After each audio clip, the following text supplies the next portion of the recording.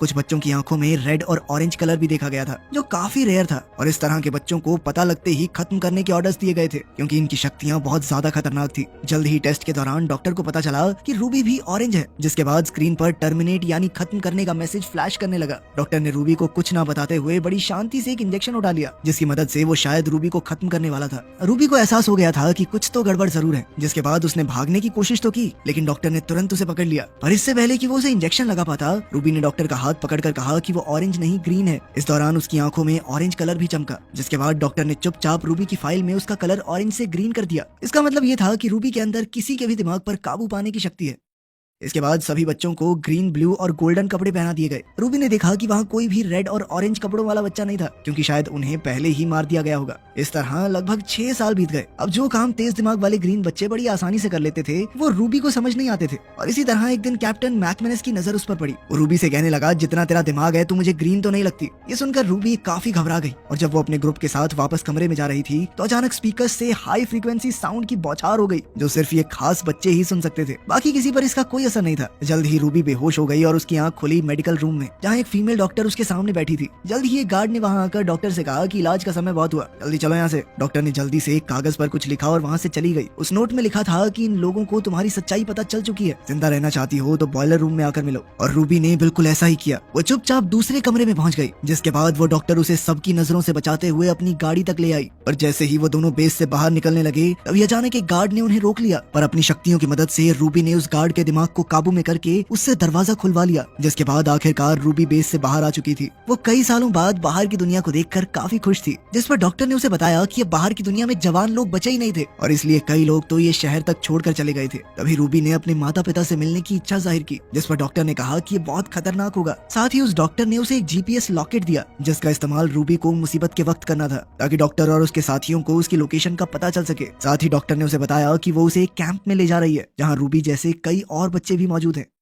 कुछ देर बाद वो डॉक्टर अपने साथी से मिली, पर जैसे ही रूबी ने उस आदमी से हाथ मिलाया, तो वो बहुत ज्यादा डर गई, क्योंकि उस आदमी के हाथ को छूते ही रूबी को एक अजीब सी विजन दिखाई दी थी, जिसमें कई सारे बच्चे भाग रहे थे। इसके बाद जब रूबी अपने कपड़े बदलने के लिए अंदर गई, तो वहाँ उसे एक और लड़की दिखाई दी, जो खुद एक गोल्डन थी। पर वो रूबी को देखते इतना ज्यादा डर गई कि उसने अचानक से रूबी के ऊपर बिजली का हमला कर दिया, और फिर वहाँ से भागकर एक वैन में छुप गई। पर इसके बावजूद भी रूबी ने उसका पीछा करके मदद की गुहार लगाई। उसकी ये बात सुनकर उस गोल्डन लड़की ने वैन का दरवाजा खोल दिया, जिसके बाद उसने रूबी को भी वैन के अंदर ही छुपा लिया। उस वक्त वैन में 2 और लोग मौजूद थे, जिनमें लियम और उसका एक दोस्त शामिल थे, जिनसे रूबी ने झूठ बोलते हुए बताया कि वो एक ग्रीन है, और इसके बावजूद भी कुछ लोग उसका पीछा कर रहे थे। उसकी ये कहानी सुनने के बाद वो लोग भी उसकी मदद के लिए तैयार हो गए, और इसी दौरान एक टीम लगातार उनका पीछा कर रही थी, और वहीं दूसरी तरफ डॉक्टर भी उनके पीछे लगी हुई थी। और तभी लियम ने एक ब्लू आई होने की वजह से उन दोनों की गाड़ियों को तबाह कर दिया, जिसके चलते वो लोग आराम से बचकर निकल गए। कुछ देर बाद वो लोग एक सुनसान जगह पर रुके, जहाँ लियम के दोस्त को समझ नहीं आ रहा था कि आखिर रूबी एक ग्रीन होने के बावजूद ऐसे छुप छुप कर क्यों भाग रही है, क्योंकि उसके मुताबिक रूबी किसी के लिए कोई खतरा नहीं थी। पर अपनी सच्चाई को जानते हुए रूबी के पास इस सवाल का कोई जवाब नहीं था, और इसीलिए उसने इस बात पर गुस्से से जवाब दिया कि अगर तुम लोगों को मेरी मदद नहीं करनी तो जल्दी जल्दी बता दो, मैं चली जाऊंगी यहाँ से। जिस पर लियम ने उसे शांत कराते हुए बताया कि वो सभी लोग एक खास जगह जा रहे हैं, जहाँ एक ऑरेंज आंखों वाला लड़का है, जो उन सभी को सुरक्षित रख सकता है, और अगर रूबी चाहे तो वो भी उनके साथ आ सकती है। ये सुनते ही रूबी तुरंत ही इसके लिए तैयार हो गई। रास्ते में रूबी ने लियम से पूछा कि आखिर वो बेस से क्यों भागे हैं, जिस पर लियम ने उसे बताया कि असल में उन सभी पर अजीब अजीब से एक्सपेरिमेंट्स किए जाते थे, जिसके जरिए सरकार उन सभी बच्चों की एक आर्मी बनाना चाहती है, जिसका इस्तेमाल दुश्मनों के खिलाफ किया जा सके। और इन्हीं सब चीजों के चलते उन सभी ने बेस से भागने का प्लान किया था। उधर उस डॉक्टर को भी पकड़ लिया गया था, जिसने रूबी को ग्रीन होने का सर्टिफिकेट दिया था, और थोड़ी पूछताछ के बाद उसे मार दिया गया। उसी रात सोते हुए अनजाने में रूबी का हाथ लियम के हाथ से टकरा गया, जिसके बाद उसे लियम की सभी यादें दिखाई दे रही थी कि कैसे उसने बेस से भागते हुए कई सारे बच्चों को बचाने की कोशिश की थी, लेकिन वो इसमें नाकामयाब हो गया था। अगली सुबह उस गोल्डन लड़की ने रूबी को एक लाल ड्रेस दी, जिसमें वो बहुत ही खूबसूरत लग रही थी। इसके बाद वो सभी लोग दोबारा वैन में बैठकर अपनी मंजिल की ओर निकल गए, जहाँ रास्ते में प्रेसिडेंट के बेटे की एक रिकॉर्डिंग चल रही थी, जिसमें वो कह रहे थे कि अगर मैं ठीक हो सकता हूँ तो तुम क्यों नहीं। कुछ देर बाद ये लोग सामान खरीदने के लिए एक मॉल में रुके, जो पूरी तरह से खाली था, और तभी अचानक कुछ और बच्चों ने इन पर हमला कर दिया, जिसके बाद गोल्डन बच्ची ने अपनी शक्तियों से उन सभी को रोक दिया। असल में वो सभी बच्चे भी बिल्कुल इनके जैसे ही थे, और उनके पास भी कुछ जादुई शक्तियां थी, इसीलिए सभी बच्चों ने रात भर बैठकर ढेर सारी बातें की। इस दौरान लियम ने उस ऑरेंज लड़के का पता जानने की कोशिश की, ताकि वो सभी जल्द से जल्द खुद को सुरक्षित कर सकें। पर उन बच्चों का कहना था कि कोई भी इंसान इतनी आसानी से वहाँ तक नहीं पहुँच सकता, क्योंकि वो जगह बहुत खुफिया थी। पर तभी रूबी ने उस लड़के के दिमाग को काबू में करके उससे वो पता निकलवा लिया, जो एक खास कोड था। जिसके बाद लियम का दोस्त और रूबी उस कोड का मतलब निकालने में लग गए। कुछ देर तक मेहनत करने के बाद जब उन्हें आखिरकार उस कोड का मतलब मिल गया तो वो सभी लोग बहुत खुश हुए। उस वक्त उसके बाकी सभी दोस्त भी वहाँ मौजूद थे और अब उन्हें समझ आ गया था कि रूबी ग्रीन नहीं बल्कि ऑरेंज थी। लेकिन रूबी को लग रहा था कि शायद उसके दोस्त अब उससे डरने लग जाएंगे, पर लियम के मुताबिक इसमें डरने वाली कोई बात थी नहीं। जिस पर रूबी ने उसे बताया कि असल में वो अपनी शक्तियों पर काबू नहीं कर पाती और अगर उसने अपनी शक्तियों का इस्तेमाल किसी पर अचानक से कर दिया तो उस इंसान की मौत भी हो सकती है। इसके बाद ये सभी लोग आगे बढ़ते रहे, पर कुछ देर चलने के बाद ही अचानक फौजी जैसे कपड़े पहने हुए बच्चों ने उन पर हमला कर दिया, पर तभी उनमें से एक ने लियम को पहचान लिया। जिसके बाद अपनी बातचीत के दौरान लियम ने उन्हें बताया कि वो बस रहने के लिए एक सुरक्षित जगह चाहते हैं। उसकी ये बात सुनकर वो बच्चे उन्हें अपने साथ ऑरेंज लड़के के पास ले आए, जो असल में कोई और नहीं बल्कि प्रेसिडेंट का बेटा ही था और वो रूबी और उसके साथियों को देखकर काफी खुश था। जिसके बाद उसने बताया कि असल में प्रेसिडेंट ने सबसे झूठ बोला था कि वो पूरी तरह से ठीक हो चुका है और असलियत में उसके ऊपर कई सारे एक्सपेरिमेंट किए जा रहे थे और जब कोई भी एक्सपेरिमेंट सही नहीं चला तो सरकार ने कैंप बनाकर बच्चों को वहाँ रखना शुरू कर दिया।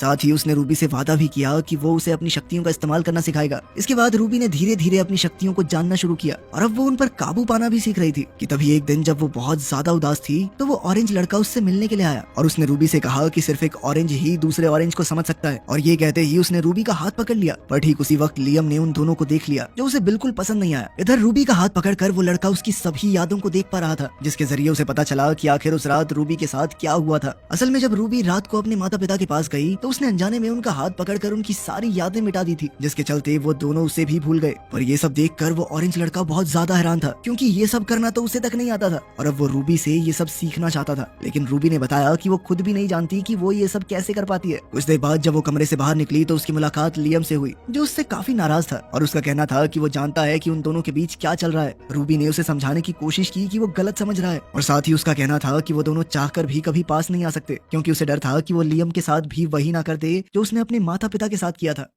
इसके बाद वो लेक के पास गई जहां उसकी मुलाकात लियम के दोस्त से हुई और उसने रूबी को बताया कि उसे यहाँ भी महफूज नहीं लगता। उधर वो ऑरेंज लड़का लैपटॉप पर किसी को बता रहा था कि उसके पास कितने ग्रीन, कितने ब्लू और कितने ऑरेंज बच्चे मौजूद थे। लेकिन ठीक उसी समय पर रूबी वहां पहुंच गई, जिसके आते ही उसने अपना लैपटॉप बंद कर दिया और असल में रूबी भी वहां पर लैपटॉप लेने ही आई थी ताकि वो लियम के दोस्त की बात उसके घर पर करवा सके। और ये मौका देखते ही उस लड़के ने रूबी के साथ एक डील करने की कोशिश की, जिसमें रूबी को उससे याददाश्त मिटाने वाली शक्ति सीखनी थी और इसके बदले में वो उसे लैपटॉप देने वाला था। रूबी भी इस चीज के लिए तुरंत ही तैयार हो गई, लेकिन उससे ये सीखते वक्त जब रूबी ने अपनी आंखें खोली तो उस वक्त वो लड़का उससे बदतमीजी करने की कोशिश कर रहा था, जिससे बचने के लिए रूबी ने उसके मुंह पर एक जोरदार मुक्का दे मारा। और जब वो उस कमरे से बाहर निकली तो उसकी मुलाकात लियम से हुई, जो रूबी से सारा सच जानने के बाद बहुत ज्यादा गुस्से में था और अब वो उस लड़के से बदला लेना चाहता था। लेकिन रूबी ने उसे किसी तरह से रोक लिया क्योंकि वो जानती थी कि अब वो लोग यहाँ पर महफूज नहीं है, अब उन्हें जल्द से जल्द वहाँ से निकलना था। उसी रात जब वो लोग वहाँ से भाग रहे थे तभी वहाँ बेस कैंप का जनरल पहुंच गया, जिसके साथ वो ऑरेंज लड़का भी था। और अब जाकर उन बच्चों को पता चला कि असल में ये ऑरेंज लड़का भी है तो अपने बाप का ही वफादार। वो ज्यादा से ज्यादा बच्चों को इकट्ठा करके उनकी एक फौज बनाना चाहता था। इसके बाद उसने लियम को अपने काबू में किया और फिर उसे बेरहमी से पीटना शुरू कर दिया। पर तभी रूबी ने कमांडर को काबू में करके उसे खत्म कर दिया, जिसके ठीक बाद उस गोल्डन लड़की ने भी अपनी शक्तियों की मदद से बाकी फौजियों पर हमला बोल दिया। इसके बाद रूबी ने अपने बाकी तीनों साथियों को वापस जाने को कहा, जिसके बाद वो उस ऑरेंज लड़के के सामने अकेली ही खड़ी हो गई। फिर उसने पूरी फौज को काबू में करके उनकी बंदूकें उस लड़के की तरफ तान दी, पर तभी उस लड़के ने दोबारा काबू करके उन सभी को आपस में लड़वा दिया। रूबी की लाख कोशिशों के बावजूद उस लड़के ने रूबी पर भी काबू पा लिया, जिसके बाद लड़के का कहना था कि वो रूबी के अंदर से सारी उदास यादों को मिटा देगा और फिर उसके साथ पूरी दुनिया पर राज करेगा। तभी रूबी अचानक से होश में आई और उसने ऊपर उड़ रहे एक हेलीकॉप्टर को काबू करके उस लड़के पर गिरा दिया, जिसके बाद एक दूसरे हेलीकॉप्टर ने रूबी पर हमला करने की कोशिश तो की, पर लियम के दोस्त ने रूबी को बचा लिया। लेकिन इस सब में उसे काफी गहरी चोट लग गई थी और अब रूबी को समझ नहीं आ रहा था कि वो उसकी मदद कैसे करे। तभी उसे डॉक्टर के दिए हुए उस जीपीएस के बारे में याद आया। उस डॉक्टर ने बेस से भागने में उसकी मदद की थी, मतलब वो थोड़ा भरोसा तो कर सकती थी उस पर। जीपीएस के एक्टिवेट होते ही डॉक्टर जल्दी ही अपने एक साथी के साथ उन्हें बचाने के लिए वहां पहुंच गई। जल्द ही रूबी की आंख एक बिस्तर पर खुली और वो डॉक्टर उसके बेड के सामने ही कुर्सी लगाए बैठी थी। डॉक्टर ने बताया कि तुम्हारा जख्मी दोस्त हॉस्पिटल में है और उम्मीद है कि जल्द ही ठीक भी हो जाएगा, लेकिन लियम जल्द से जल्द वहाँ से निकलने की मांग कर रहा है। लाख समझाने के बाद भी वो यहाँ नहीं रहना चाहता और वो रूबी को यहाँ अकेला छोड़कर भी नहीं जाएगा। डॉक्टर ने यह भी बताया कि उनका मकसद प्रेसिडेंट को पकड़वाना है, वो उसके काले कारनामों को दुनिया के सामने लाना चाहते हैं और वो ये सब रूबी के बिना हासिल नहीं कर पाएंगे। रूबी नहीं चाहती थी कि लियम को कोई भी नुकसान पहुंचे, इसीलिए उसने लियम के करीब जाकर अपनी शक्तियों से उसके दिमाग से अपनी हर एक याद मिटा दी। इसके बाद रूबी ने उसे उसका बैग थमाकर घर जाने को कहा, जिसके लिए लियम तुरंत ही तैयार हो गया। अपने प्यार को उसे भुलाकर जाता देख रूबी की आंखों में आंसू आ गए, लेकिन वो जानती थी कि यही सही है। दूसरी ओर हम प्रेसिडेंट के लड़के को देखते हैं जो अभी तक जिंदा था। इस वक्त वो अपनी आर्मी के सामने खड़ा था जिनको उसने अपने वश में कर रखा था। वहीं रूबी भी उसका सामना करने के लिए पूरी तरह से तैयार थी। यहीं पर